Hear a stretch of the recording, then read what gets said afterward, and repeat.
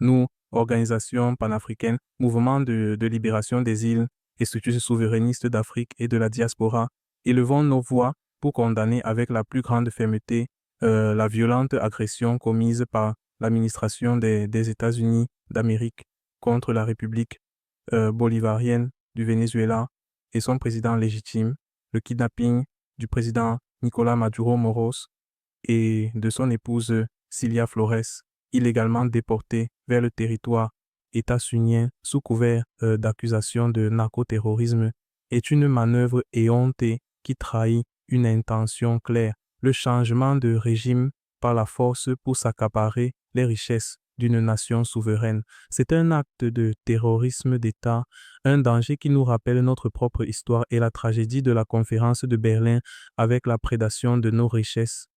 L'Afrique et ses îles connaissent trop bien ce schéma d'ingérence et rappellent avec force les dispositions de la Charte des Nations Unies, de même que les résolutions sur le respect de la souveraineté des États. L'agression contre le Venezuela est le miroir des convoitises et de la prédation inhumaine de nos ressources minérales, énergétiques et maritimes par le gang des prédateurs coalisés, défenseurs de l'ancien ordre mondial en effondrement fondé sur les règles et hostiles à la paix mondiale. Le Venezuela est attaqué pour son pétrole et ses minerais. De même, nos nations africaines et insulaires sont constamment fragilisées, déstabilisées ou soumises à des pressions lorsque leurs dirigeants refusent de livrer leurs matières premières, coltan, ivoire, diamant, or, platine, uranium, etc. Uranium, terre rare, à vil prix aux puissances occidentales, comme en témoignent les guerres hybrides du terrorisme contre de nombreux États souverains, Somalie, Niger, Irak, Libye, l'Alliance des États du Sahel, AES, Yémen, Syrie, en tentant d'appliquer sa loi pénale sur le territoire d'un État souverain, l'extraterritorialité, Washington s'arroge un droit de vie ou de mort sur les dirigeants qui ne lui sont pas alignés. Cette doctrine, qui est un héritage direct de l'ère coloniale, viole le droit international et les dispositions pertinentes de la Charte des Nations Unies, tout comme nombre de résolutions sur la paix mondiale. Tolérer cette agression contre le Venezuela, c'est ouvrir la boîte de Pandore et légitimer le droit d'ingérence contre tout dirigeant africain ou insulaire qui choisirait la voie de la souveraineté économique et politique. Nous ne l'accepterons jamais. La dignité et le droit face à la force. Notre solidarité est enracinée dans le respect du droit international, instrument que nos prédécesseurs ont arraché pour protéger les jeunes nations contre l'hégémonie. L'agression américaine est une violation flagrante des principes de la Charte des Nations Unies, notamment les articles 1 et 2 sur l'égalité souveraine des États et l'interdiction du recours à la force. Nous saluons la dignité et la détermination du peuple vénézuélien et de ses forces armées nationales bolivariennes FANB qui veulent défendre leur indépendance.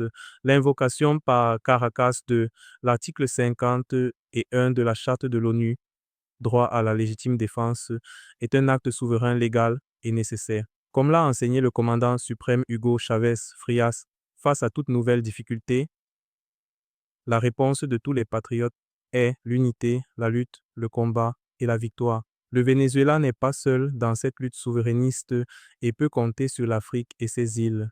Appel à un ordre international juste et effectif. Nous, signataires de ce communiqué, lançons cet appel urgent et solennel à la communauté mondiale pour que le droit international cesse d'être un privilège pour les puissants et redevienne une protection pour les faibles.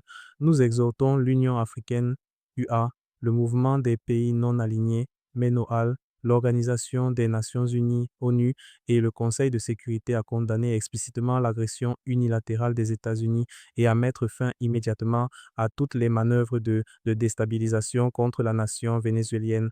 Nous appelons tous les États africains et insulaires épris de justice à rompre le silence et à afficher une solidarité active avec le Venezuela, dont la lutte est intrinsèquement liée à la nôtre pour la souveraineté économique et politique réelle. Nous exhortons nos organisations de base, nos syndicats, nos mouvements de jeunesse et nos citoyens à se mobiliser pour dénoncer cette politique de la canonnière et exiger un nouvel ordre mondial basé sur la justice et le respect mutuel.